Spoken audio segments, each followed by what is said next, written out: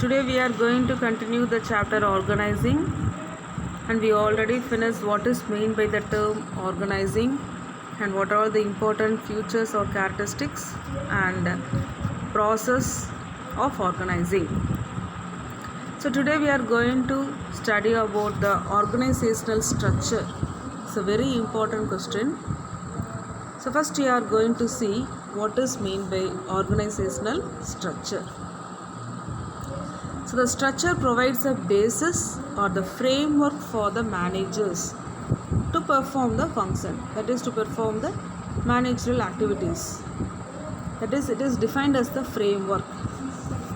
Okay, and when the managers are performing the organizing functions, in order to perform the organizing functions, an organizational structure gets created automatically, which defines the position of the job, the authority, responsibility of the different employees. So, what is the need of creating of organizational structure? So, what is the need of having the perfect organizational structure? So, it will create and it will define the job. What is the position of the job, and what is the authority, and what is the responsibility of different employees. Okay, so organizational structure can be defined as the network of job positions, responsibilities and authority at different levels. Okay, this is the very important definition of the term organizational structure.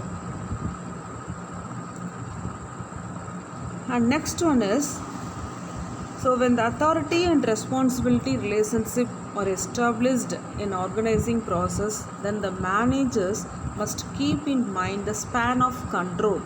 So whenever the authority and responsibility is in the hands of the managers must keep in the mind the important factor, that is the span of control. So the span of, what is the span of control? The span of control is mainly depends upon the capacity and intelligence of all the level of the managers, and it is also depends upon the trust of the managers in their employees and the employees intelligence level, the level of intelligence, ability and skill, and what is the nature of the job. So after deciding the span of scalar chain, we already studied about the scalar chain, no? So what is a scalar chain? It is from the upper level to the lower level, division of the work from the upper level to the lower level. So after deciding the span, a scalar chain is developed of all the superiors and subordinates. Okay, so after deciding the span of control by the managers, a scalar chain is to be designed and is to be developed of all the superiors and subordinates. And the span of control that is created by the manager will explain and who has the responsibility to report the result to the other person. So it clearly defines that who is having more authority and responsibility to do the work, and after finishing the work, to whom the person should report about the project or work. Okay, so in organizational structure, it is mainly defines about the position of the job, authority and responsibility of different employees. That is the first point. And there is a span of control in the hands of the manager, and it is mainly depends upon certain factors, that is capacity and intelligence of the level of the managers, trust of the managers in their employees, intelligence level of the employees and nature of the job. Okay, this is the introduction part of the organizational structure. Next, we are going to see about what is the relationship between the span of management and the organizational structure. That is, The span of management refers to the number of subordinates that can be effectively managed by the superior. Thus, I explained about that is the span of control or the span of management. Okay, so this determines the level of management in the organizational structure. That is the relationship between span of management and organizational structure. Okay, the next one is we are going to see about the functional structure. So there is a two important types in organizational structure. The one is the functional structure and another one is the divisional structure. So organizational structure we already studied, that is network of job positions, responsibility and authority at the different level of the organization. That is the main meaning of the term organizational structure. And first we are going to see about what is meant by the functional structure, which is coming under, it is one of the type of organizational structure, functional structure and divisional structure. Okay, so first we are going to see about functional structure. So in functional structure, the activities are grouped and departments are created on the basis of specific functions to be performed. And when the activities or jobs are grouped, so they should be very careful to keep the main important factor in the mind, the functions or the job. Then it is called as the functional structure. Okay, that is when the activities or jobs are grouped, what is the important factor to be keep in mind? That is the function or job on the basis of the specific function. So when creating the groups and departments, what is the main important feature? The main important feature when creating the groups or departments is the specific function to be performed. What is the specific function to be performed in the group or department? Okay, so for example, all the jobs related to the productions are grouped under the production department, and related to the sales in the sales department, related to the purchase in the purchase department. Okay, so within the department also grouping is done on the basis of the specialized function. It is called as the functional structure. Okay, and the next one is what are all the suitability of functional structure. So what is the suitability? The large organization producing on the line of the product. The first one is line of product. One line of product, that is not a simple line of product, that is one line of product. Functional structure, there is only one production activity on only one product. That is the, in which cases suitability means when it is possible, when the functional structure is possible, in what type of organization is suitable, in which type of organization they are carrying this functional structure.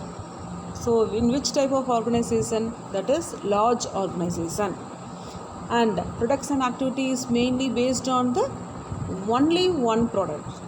Okay, that is the first suitability. Next, organizations which require high degree of functional specialization with diversified activities. Functional specification means that is the organization which are having the that is the only one product production and giving importance to the function of that is dividing the work into different type of departments and giving the specialization of the work. It is what is the function to be carried out in each department.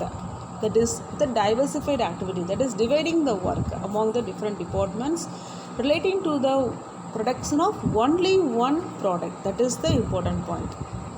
Okay, the next one is we are going to see about advantages of the functional structure, and the first one is specialization.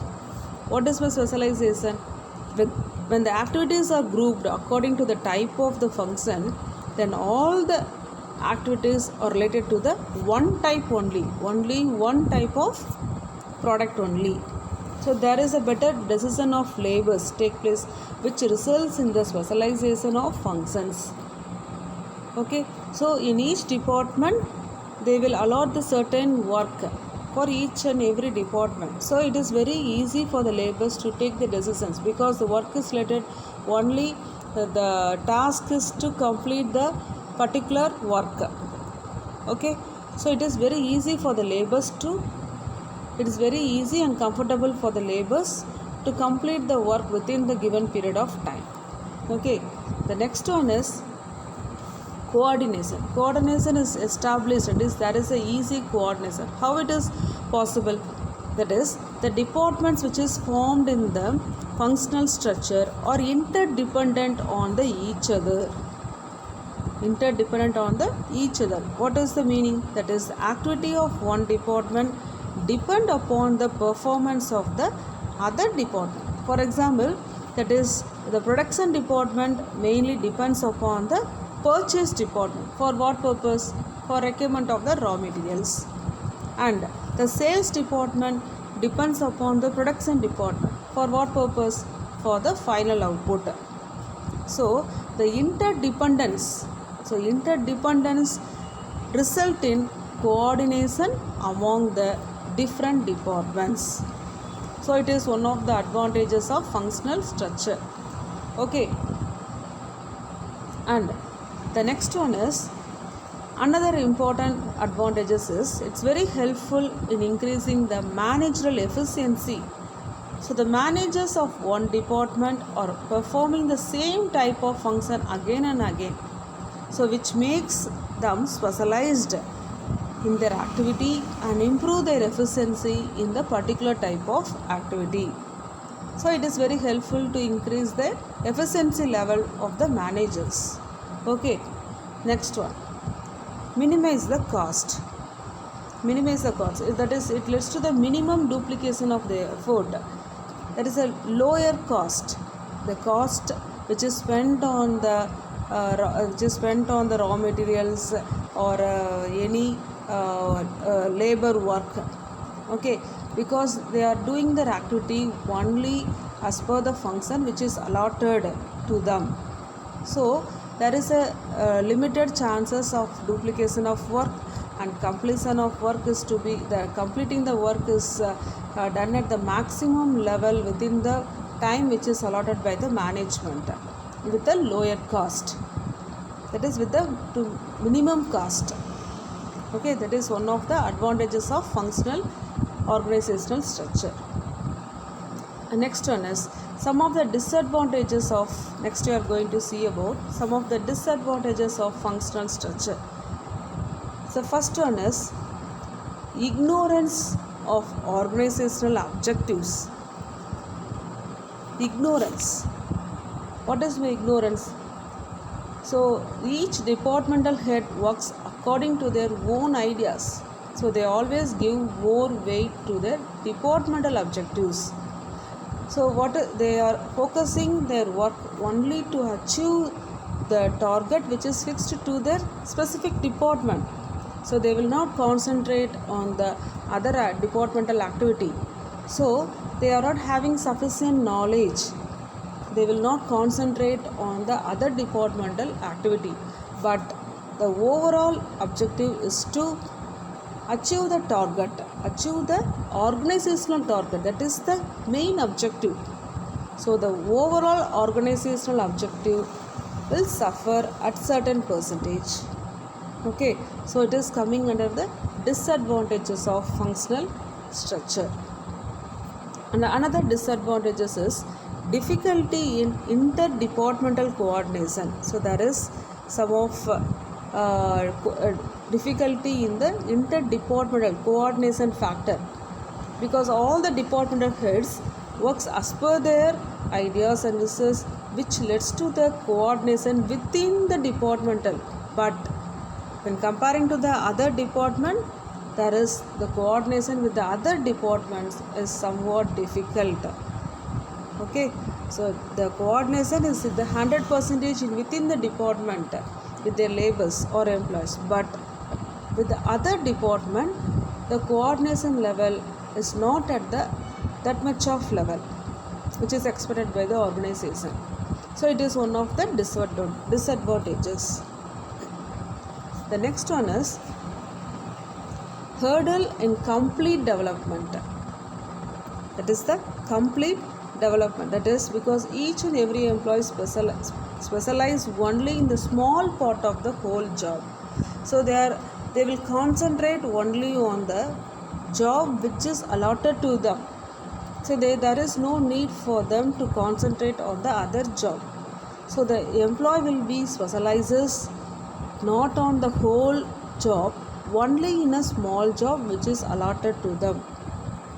Okay, so there is a somewhat difficulty to improve their efficiency, and there is the less percentage of complete development.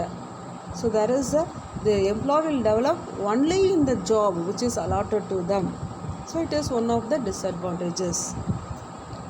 Okay, next we are going to see about divisional organizational structure. Divisional, first one is functional organizational structure. That is the first type, and we studied about what is the meaning and what are all the suitability and advantages and disadvantages of functional structure. The next one is divisional structure, divisional organizational structure. So first we are going to see what is mean by divisional organizational structure. Okay, so when the organization is large in size and producing more than one type of product, producing more than in functional structure, producing only one line of product, but in divisional structure producing more than one type of product, then activities related to the one product are grouped under one department. Okay, so the activity is producing the 2 points, the very important 2 points is in divisional structure. One is producing more than one type of product, and activities related to the one product are grouped under the only one department. Okay, see the diagram, that is the flow chart. That is the managing director and some of the product which is produced in the organization: cosmetics, medicine, garment, footwear. So these are all the product which is produced in that organization. So in cosmetics there is a production department, purchase, marketing and finance. And medicine, for the product of producing the medicine, there is a department, same department. On the product of producing the garment, the same department. Okay, that is producing more than one product, and each and every product there is a control of departments. Okay, that is the divisional organizational structure. Next, what is the suitability? We studied in the functional structure what is the suitability. Like that, in organizational divisional organizational structure also there is some of the suitability. So it is suitable in the organization producing the multi-product or different lines of product, requiring the product specialization, and also growing companies which intend to add more lines of product, not only 2 or 3 products, more lines of product in the future. So in future they will adapt this divisional structure. So at present if they are producing only one line of product, but in the future if they are producing more than 2 or 3 products, at the time they will follow this divisional organizational structure in their organization. Okay, next, some of the advantages of divisional organizational structure. The first one is the quick decision making. That is, the decisions are taken much faster in the divisional structure because there is no dependence. So there is no dependence on the other department for taking the decisions. So the decisions are taken in a quickly manner and effective manner. Okay, So this is one of the advantages. The next one is divisional results can be assessed. Division result, that is the profit or loss, can be assessed easily. On the basis any unprofitable division can be closed. Okay, that is in divisional organization structure, because they are concentrating on a single product, so there is no need to depend upon the other departments. So it can be easily, what are the decisions which can be decided among the employees can be decided by the managers easily without depending upon the other departments. So if there is a profit or loss, whatever may be, so if there is a, if in certain situation if they are facing any loss, at that time in which unit they are facing the loss, that unit can be closed immediately. Okay, so it is one of the advantages of divisional organization structure. Next, growth and expansion. So new departments can be added without disturbing the existing departments. So in each product they can add number of departments to complete the task. So it is very, growth and expansion is very comfortable in divisional structure. Okay, so without disturbing the other existing departments which is already in the organization. Okay, so it is one of the advantages. And next we are going to see about some of the disadvantages of divisional organization structure. That is conflict among the different divisions on the allocation of the resources. So when allocating the resources to the different divisions or different departments, there may be some chances of creating misunderstanding between the employees and the managers. Okay, so it is one of the disadvantages. Next one is duplicity of function. What does mean duplicity? That is, entire set of functions is required for all the divisions. So it gives rise to duplicity of efforts among the divisions and increase the cost. So in advantages, they are saying it is it is very helpful to reduce the cost. But in disadvantages, if there is the duplicity of functions, entire set of function is required for all the divisions, for all the departments which is divided. It requires the set of functions to carry out the business activity effectively. But it gives rise to complete the work within the certain time, there is some chances of duplicity of effort. So some of the managers can mislead their responsibility to complete the job and to get the good name.